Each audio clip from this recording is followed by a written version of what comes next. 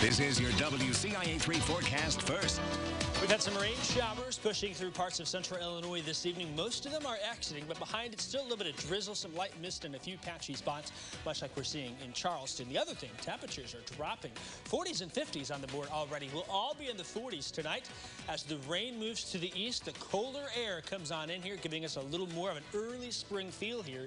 That system exiting, but lots of cooler, drier air filling on in here. That is good news for the Memorial Day weekend. While, yes, we are cooler, there's lots of sunshine on the way over the next couple of days, but rain will return with even the chance for some showers and thunderstorms. We'll talk about that and much more.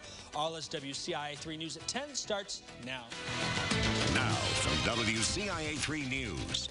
A teenager is dead and another hurt after a shooting just last night. How police say all of that happens.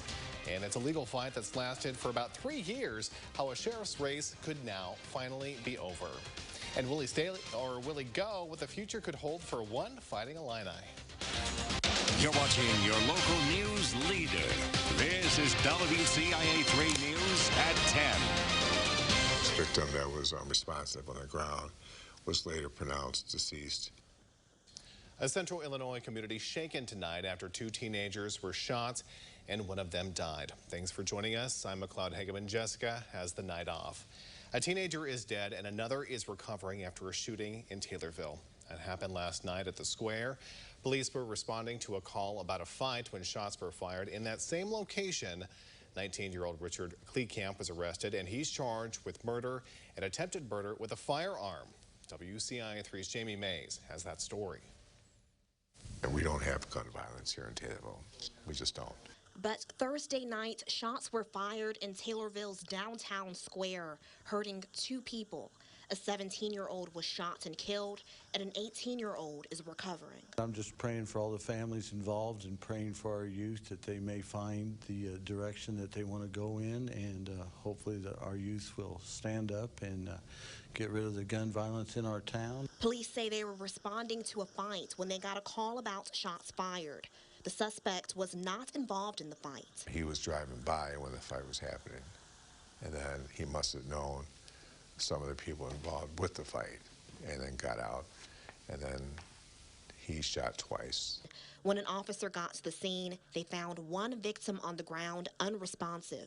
They later found another teenager who had been shot in the arm. We were able to collect a lot of information in a very quick time. There was video, there was eyewitnesses, and we were able to obtain a possible suspect within minutes upon arrival. They arrested the suspect, 19-year-old Richard Kleekamp. Leaders say incidents like this don't happen often in the city, and they're taking steps to make sure the community stays safe. I'm very concerned about it, and I will make sure that our square is patrolled extra this weekend and probably all summer long. We want the kids to be able to enjoy our courthouse and our square, and the businesses up there deserve it, and we will make sure that it is safe. In Taylorville, Jamie Mays, WCIA 3, your local news leader. And the police chief says they are not too concerned about retaliation since that incident was isolated, but they also have help from the Illinois State Police this weekend to make sure the community remains safe. New tonight at 10, a U of I employee is facing drug and gun charges. Police arrested 43-year-old Randy Parkhurst of Danville. Authorities say they received information that he was storing meth and a gun in his car while it was parked in front of Snyder Hall on campus. Now, that vehicle was towed and searched, and those items were found inside. Here's an update to a story from Macon County. Our media partners at the Herald and Review report that Jim Root's attorney says he has been declared the winner of the 2018 sheriff's race. Now, Root's attorney received a 36-page order from a Champaign County Circuit Court judge, and that indicates he won by 16 votes over Tony Brown, but the file does not show a ruling being made in the case.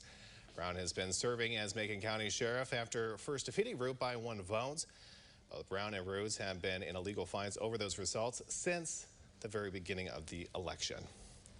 The Illinois Senate passed a new set of legislative maps for the next decade, and the House is currently debating those maps.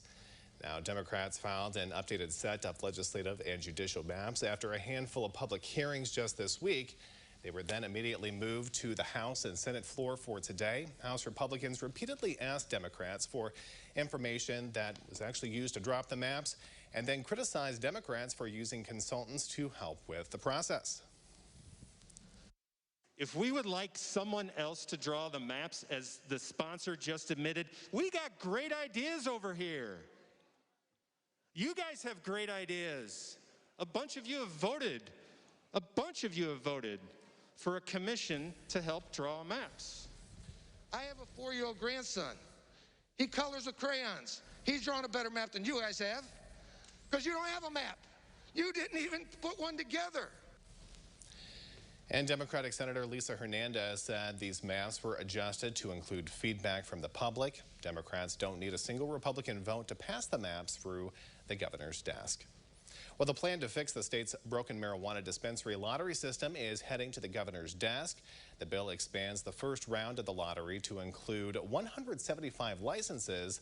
That's up from the original 75. It also creates a second tier of scoring for social equity applicants that will give them a chance at a license despite not getting a perfect score in the lottery. Now, 50 of the licenses will be reserved specifically for social equity applicants there. Hundreds of union workers gathered outside the Capitol today. They're rallying for clean energy legislation that protects their jobs.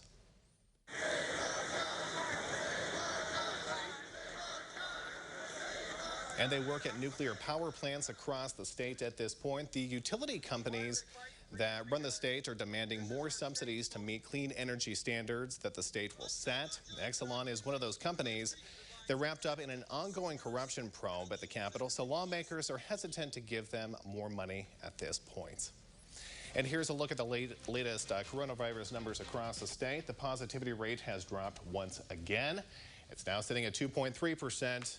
Fewer than 1,000 new cases were announced, and 21 more people have died at this point. And more than 62,000 people were vaccinated only yesterday. The state says 66% of adults have had at least one dose of the vaccine, and 49% of adults are now fully vaccinated. And with the COVID-19 numbers improving, the city of Champaign will be resuming meeting in person at this point starting Tuesday. The city council, the city of Champaign, and the boards will be meeting in person at the city building. They are open to the public. Those who are fully vaccinated do not need to wear a mask. Well, blood donations have dropped dramatically during the pandemic and are needed now more than ever. The U of I Police Department held a blood drive with Impact Life and the Public Safety Building in Urbana. Officers, staff members, and students donated more than 30 units. It was one of the many events the department has planned for the future. Good thing was more than one good thing, but one being, obviously you're giving the blood to help save lives, but the other thing too is knowing where our resources are in terms of the police department, because there's people who don't know that we're actually located here. And they're hoping the next blood drive will be bigger and better than ever. Well, a UIUC alum recently donated special hearing devices to the university. Dr. John Weaver donated 2 ear trumpets. Those devices date back to the early 1800s. They have narrow tubes that are placed in the ear and they collect and funnel sound. The ear trumpets will be used in the fall semester for class. As for Memorial Day, many events are happening Monday. In Champaign, there is a service at 10:30 a.m. at the Grandview Memorial Gardens. In Urbana, an event is taking place at 9 a.m. at Woodlawn Cemetery. For more information on local events, you can visit our website at WCIA.com. And a GoFundMe page for Champaign police officer Chris Oberheim's family has topped more than $215,000. Oberheim was shot and killed responding to a domestic violence call last week. His family decided to use that money to set up the Chris Oberheim Memorial Fund, and that money will be used to initiate change in the way the world views those in law enforcement. If you'd like to donate to this cause, you can visit our website at WCIA.com. Well, it was years before a Fighting Illini pitcher was able to take the mound, but it didn't take long to make history. Plus, It's the return of an annual event in one city. What big plans they have for the summer. And Jacob, a little gloomy today, but how's the weekend looking? Well, maybe not as good as some would like it. We're going to get lots of sunshine. That's the good news here, but we are starting it out cold. Check this out. We've got temperatures here tonight already in the 40s. We're closer to seeing snow than we are severe weather, the way things are looking. We don't have any of either to worry about here. But those temperatures tonight are tumbling down into the low 40s in many spots. We're looking cool on Saturday and Sunday, but some seasonal weather with showers remains in the forecast. We'll talk about when that arrives coming up after this.